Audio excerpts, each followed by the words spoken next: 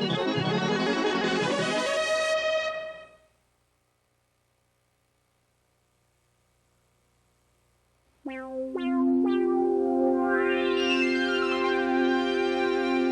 for this program was provided by the Annenberg CPB project.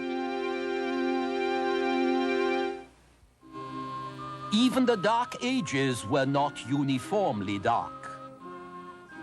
There were attempts to restore productivity and order. There was the brilliant success of a Frankish king crowned in Rome as Emperor of the West. But what looks exciting to us today must have been hell to live through. The age of Charlemagne, this time on the Western tradition.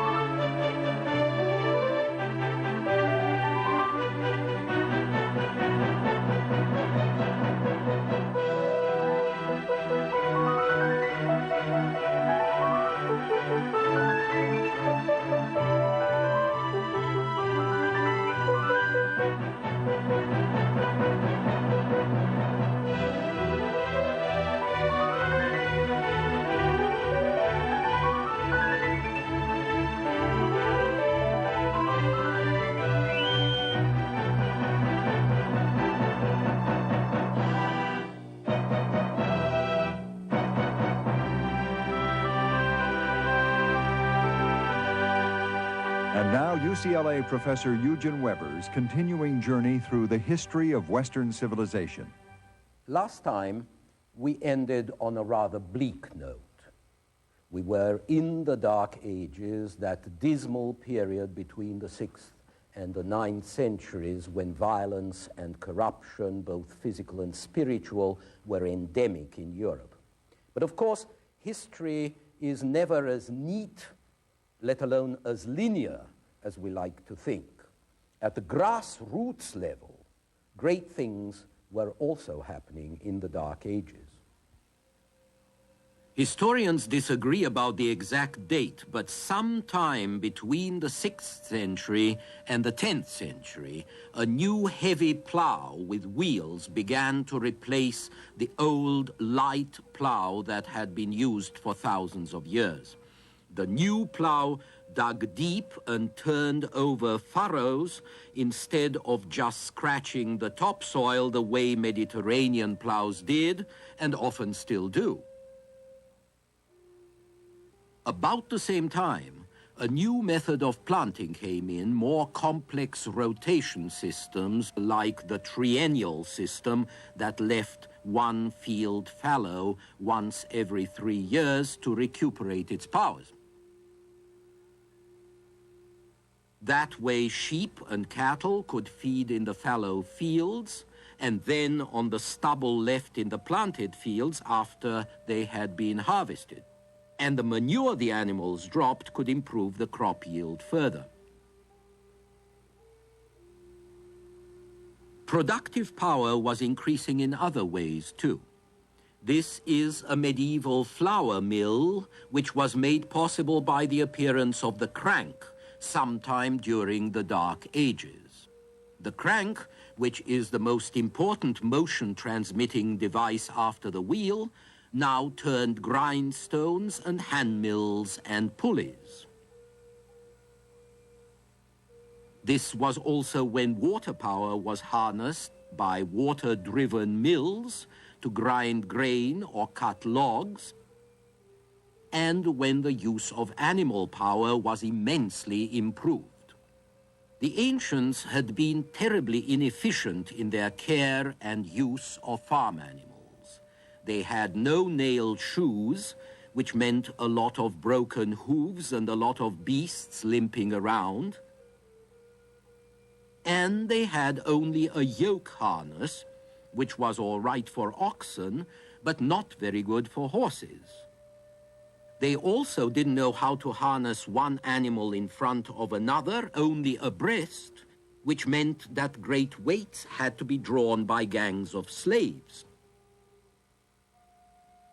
By the 9th century, however, the development of nailed shoes, the tandem harness, horse colors, meant that one team could pull 3 or 4 times the weight that a Roman team could manage.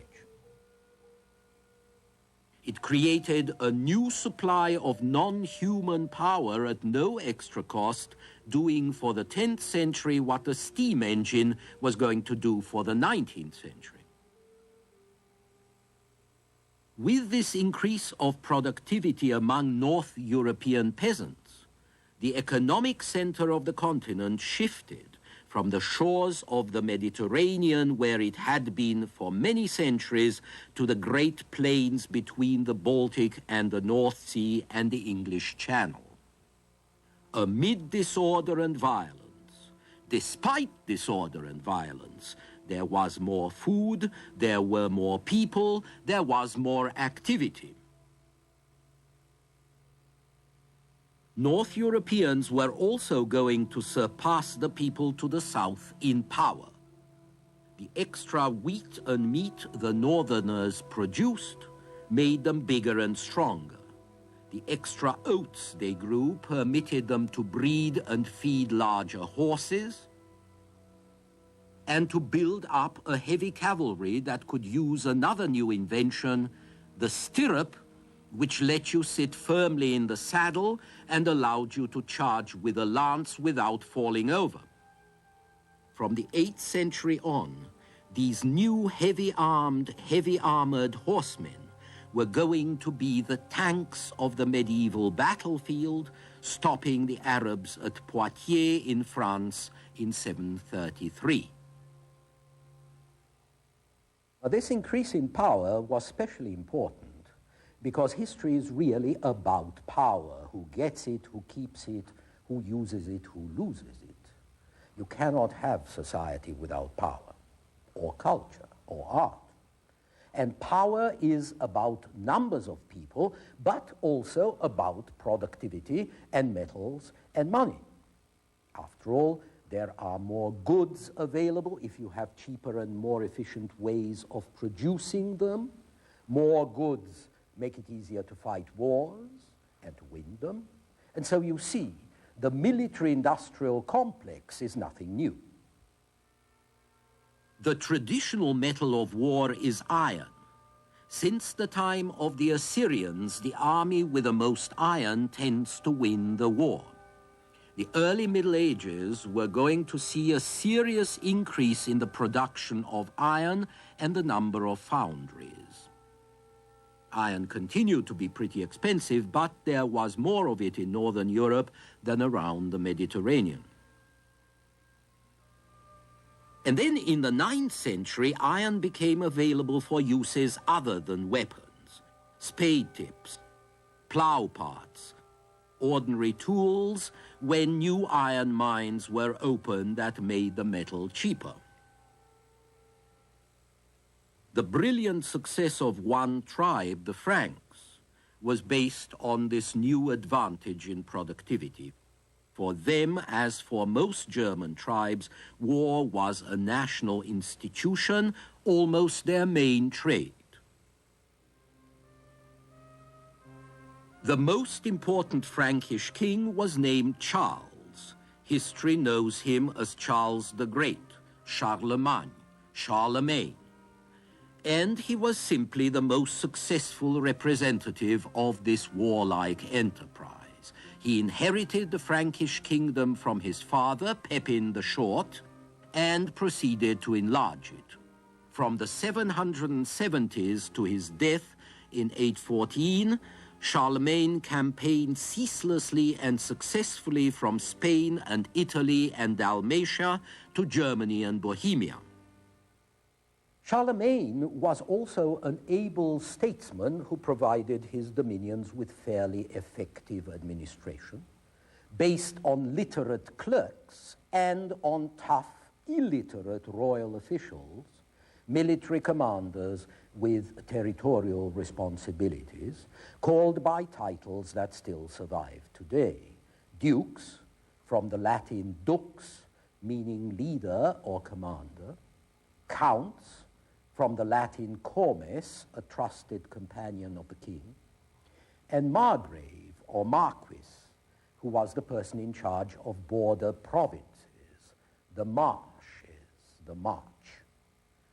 Charles was operating in a society that produced relatively little surplus.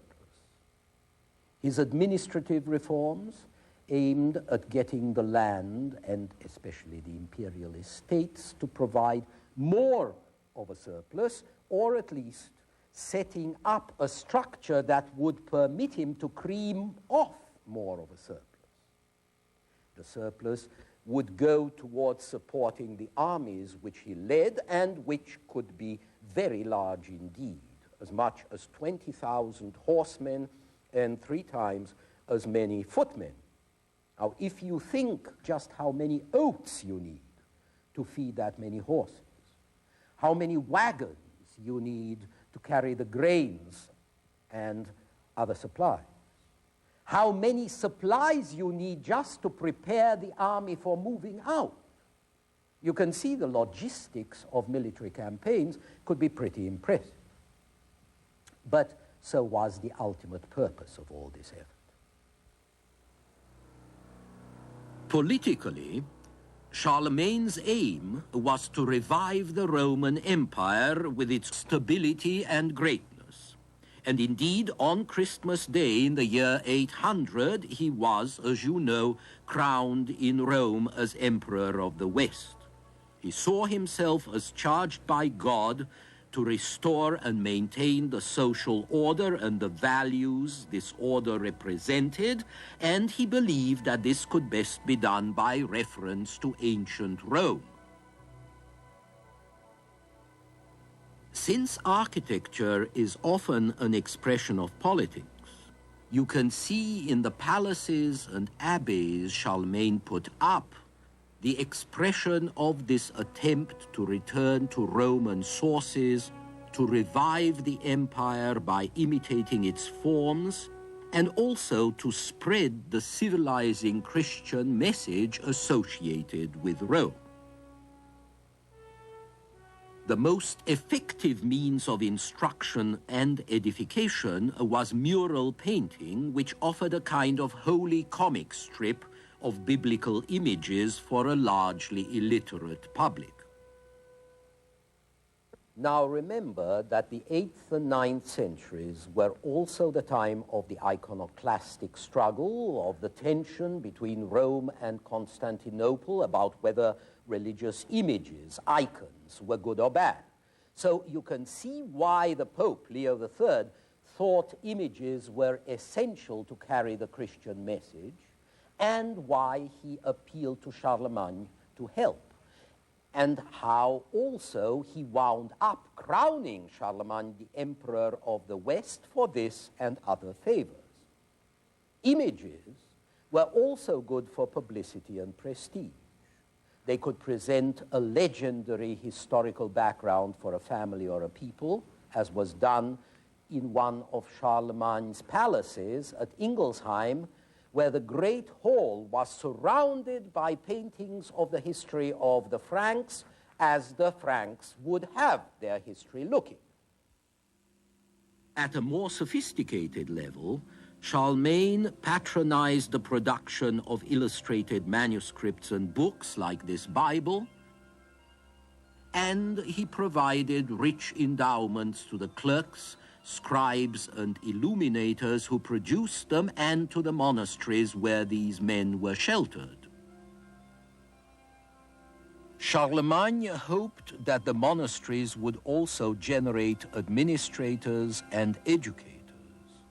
Scores of new monasteries went up, and hundreds of churches were built or restored, richly decorated. Towers and bell towers especially grew taller, nesting places for angels and archangels who were expressly invited to alight and perch there to protect humans against lightning and sin. Taller also because they were impressive and visible from afar and practical as watchtowers. Watchtowers were going to be needed soon because a lot of the new buildings were going to fall within a generation or two. Most of the great monastic foundations disappeared in the time of troubles that followed the death of Charlemagne. One of these, the Abbey of Saint-Riquier, was built in the 790s near Amiens in northwest France. It held 300 monks, a school with 100 students, 110 knights with their own chapel, and a great host of servants to serve all these people. Charlemagne's special sympathy for scholars and clerks meant that he was always a favorite with them, and that was reflected in the documents of the time. But Charlemagne's reign was not based on intellectual pursuits or scholarship. It was based on war, on violence successfully exercised, as was the entire Carolingian dynasty of Frankish kings, which ruled for 2.5 centuries from the time of Charlemagne's father to the year 987. But when Carolingian civilization could no longer meet violence with superior violence, it foundered. Charlemagne wanted to be a Roman emperor in fact as well as name, but he died in 814 like a Frankish chief, dividing his lands among several legitimate sons. It could have been worse since he had hundreds of bastards. Charlemagne's successors were incompetent and divided. After 820 or so, Norsemen, Hungarians, and Saracens brought even worse horrors to Europe than had been suffered in the centuries before Charlemagne. Saracen is simply the Byzantine word for a Muslim Arab. Westerners borrowed it to describe the Muslim enemy that kept pushing north across the Adriatic, the Mediterranean, and the Pyrenees. The Saracens raided into the Alps and into central France. They even sacked Rome in 845, but that was becoming a tradition. Everyone who was anyone had to sack Rome. Although the Hungarians never managed to get that far, they did spread terror throughout the rest of Europe. Hungarians were a Turkic people from the Eurasian steppes, and they displaced the Huns from what is now Hungary. They ravaged to the walls of Constantinople all over Germany and France, as far as Burgundy and the Rhone Valley, and well down into Italy. They were the scourge of Europe until defeated and converted in the second half of the 10th century. As a matter of fact, our word for the gigantic, hungry ogre whom a lot of fairy story heroes meet and defeat derives from the word for Hungarian, Hungar or Hongre. But the main threat to Western Christendom came from Scandinavian pirates and invaders, the Northmen, also known as Norsemen or Normans. They were also called Vikings, perhaps after the narrow channel between Sweden and Denmark, the Vik. The Viking danger was not new. It had been staved off since 800 or so by Carolingian diplomacy, busy missionary activity, and, of course, arms. When the successors of Charlemagne started to fight each other, Viking attacks on their kingdoms became more serious. In 845, a Danish king destroyed Hamburg, which was at the time the northernmost outpost of Christian civilization. In the same year, Paris was sacked, and the King of France, Charles the Bald, paid a heavy ransom to the Danes to get them out again until next time. But these disasters were only the prelude to the main Viking attack on the west, which began around 850 and continued without a stop for the next 50 years.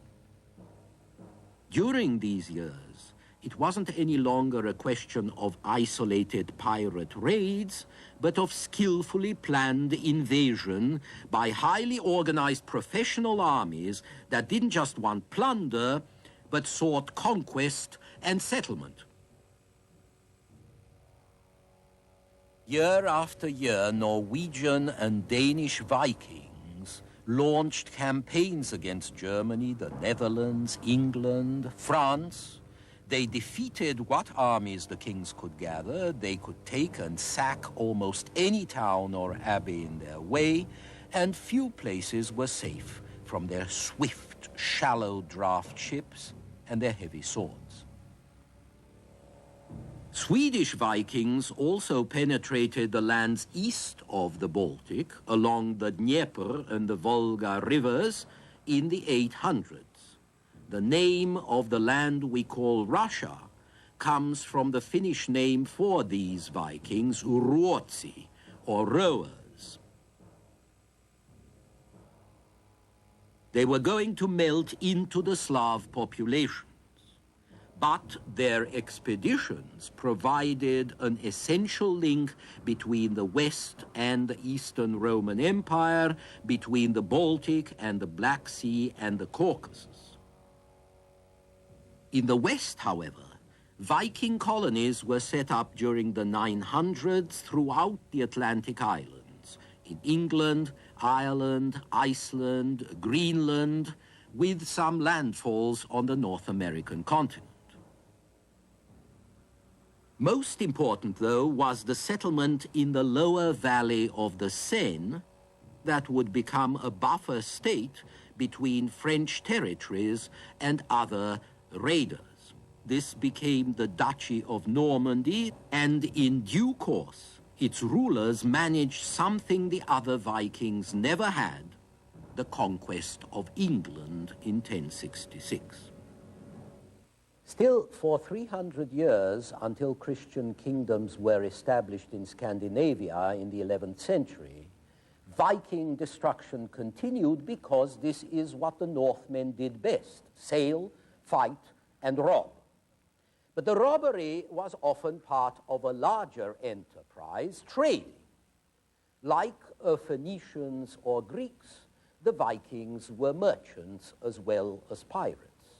Like the Assyrians, their pillaging raids and wars also redistributed wealth. Indeed, it's quite likely that their major role was to release wealth stored in Western treasuries and put it back into circulation. They stole from the monasteries, and they used the silver to buy land to settle on or to equip ships to trade with.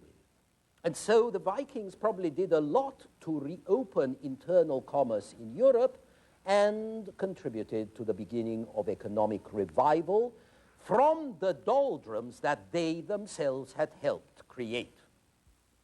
In the meantime, however, they destroyed a great deal and killed for the fun of killing. It's of these years that a chronicler of 884 wrote, "The Northmen cease not to slay and carry into captivity the Christian people, to destroy the churches and to burn the towns.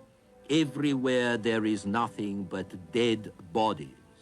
Clergy and laymen, nobles and common people, women and children. There is no road, there is no place where the ground is not covered with corpses.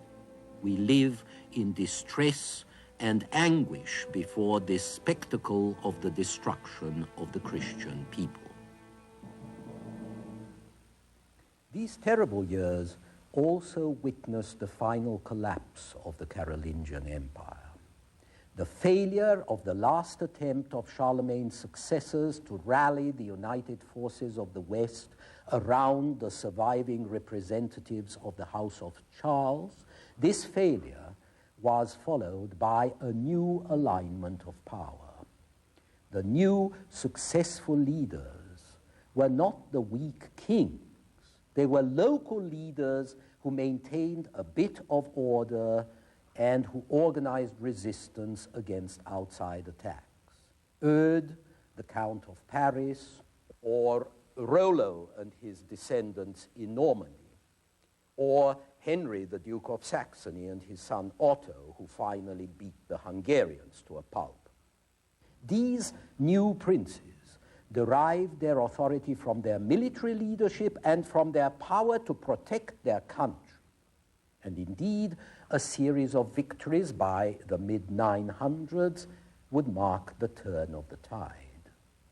Much suffering was still in store for the West, but the worst of the horrors had passed, and the survival of Christendom was secured, as we shall see next time.